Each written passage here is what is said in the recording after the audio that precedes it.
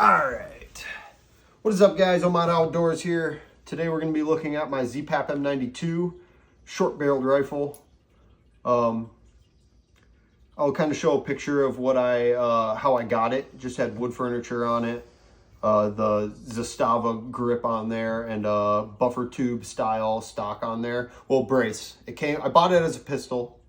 I converted it to an SBR. We'll start from the butt and we'll work our way to the tip later, because you know how we do. So on the back here, on the butt, for our butt stock, we have a CNC Warrior folding brace. It is a brace technically, but since I made this an SBR, I kind of taped off the back end and did my own leather wrapping, because I am in the cold and this metal does get, you know, it'll burn you, freeze burn. So frostbite, all that shit, want to avoid that on your cheek and your face. So I just put that nice leather wrap on there. They do make a stock version of this. I just opted for the brace because it has the slimmer butt plate. But yeah, moving forward here, we got a Magpul QD mount. It's just attached to this Blue Force Vickers AK sling in OD green. And that's what I run for a sling. Pretty basic setup. It mounts to here and then to the sling mount in the front. Not my most ideal sling setup, but it's how a lot of guys in Ukraine run their slings, and it works for me. I'm looking to maybe get some other options in there, but we'll go to the pistol grip now. We just have a regular Romanian Bakelite pistol grip wrapped in some goon tape. Mil-spec trigger came with the gun. I will show you guys as well. The gun is clear. There's nothing in the mag like that. So, on the inside, we do have a K&S piston, just for that adjustable gas. Just make it a little bit better. Runs a little smoother, and with a suppressor on it, it's a little less wear on the internals. So we have a Vortex Crossfire. It's just like an aim point clone. It works really well. I have dropped this thing down a flight of stairs. Did have to get it replaced because the mounting screws on there sheared off, but I got a new one from Vortex and put some new screws in there. Hopefully those will hold up. I did put it on the little bit higher rise mount so that I can still see my iron sights in case this ever does go down. Obviously it can. It's cheap Chinese optics. So just got a regular Bakelite magazine in here. It's a Tula. I haven't had any problems with any magazine. Sometimes I've heard from some people that these don't like certain mags. I haven't had a single problem. I've tried Magpul mags. These are Russian mags. I have some Yugoslav mags. Obviously, those run just fine in here. But everything I've tried works really well with it. But yeah, that is what it is. Some AKs are a little temperamental with their magazines, but this one doesn't seem to have any problems with it. This is a hinge disc cover. It did come with the Picatinny rail from the factory.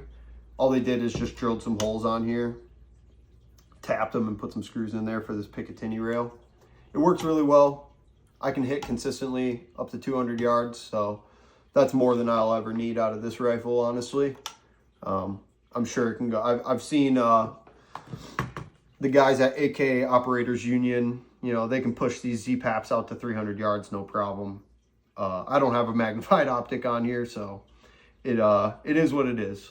On this optic as well, we have a 100 Concepts hex cap on there, just to reduce kind of some of that glare and signature during the daytime. Regular wood that came with it, I just sanded it down and did a red color on there. Midwest Industries handguard. These did come out before their Alpha Series did. I wish an update they would do, hopefully in the future maybe, they'll move this QD point back here. That was kind of what I was talking about earlier for ideal sling position. I would prefer a QD mount back here.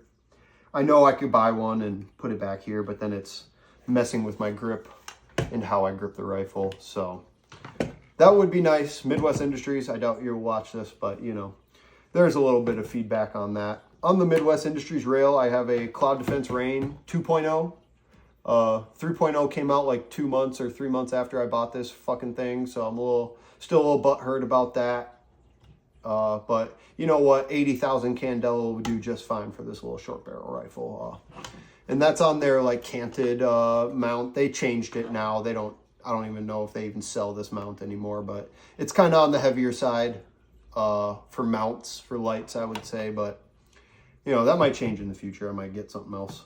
On the other side for the switch here, I do have the dual switch, so it just momentary and then constant. I have that on like a Magpul. It's a Magpul, I believe, flashlight mount. Technically, it's just a Picatinny section, but it has the squares built in to mount the flashlight on there. I did have to cut out here. Let's see if I can flip this around here. I did have to cut out a little bit into the handguard to make this, you know, fit properly on there. So I just took the Dremel, drilled out a little section there so that it, you know, latches onto that Picatinny section pretty nicely. Moving forward, we got a Huxworks 762 mount flash hider on there. It's their QD mount for, reach over here, their 762 Ti is what I run. Just throw that on there, and yeah, that's what I use that for. I love my Huxworks. It runs really well. I'm past the break-in period on it, so all the sparks are gone. It reduces the signature a lot. There's no flash. I don't see any flash anymore when I shoot this gun. And if any of you have shot a M92, it's fucking shoots fireballs. So, oh, also I forgot, this is a BCM cut foregrip, vertical foregrip. I just cut it myself and sanded it down flat, and it works well for me. It gives me just enough clearance so that I can get my mags in and out of there. I can do 40s, I can do, you know, drums, all that with it cut like that. So that's why I did that. And yeah, that's the ZPAP, guys. If you have any questions, just let me know in the comments. I love this gun. If you're gonna get an AK that's imported, honestly, I'd go with Zastava. They are by far the cheapest import on the market right now. I got this one for about $900 as a pistol, and yeah, I thought that was a screaming deal. It was a pretty good deal for an AK. You know, with the Zastavas, they got the bulge trunnion, the RPK style receivers. It is a 1.5 millimeter sheet metal instead of the 1 millimeter that the regular AKMs use. But yeah, you know, that's it. That's my AK. Well, that's my Serb AK. It's you know, a little different than a regular AK, but I like it, and it runs really well. I've had a single problem out of this gun ever. So, well, if you guys like this video, please give me a like, share, and a comment, and maybe even a subscribe if you'd like. All the tape on here is goon tape as well. I don't know if I mentioned that earlier. I think I did, but yeah.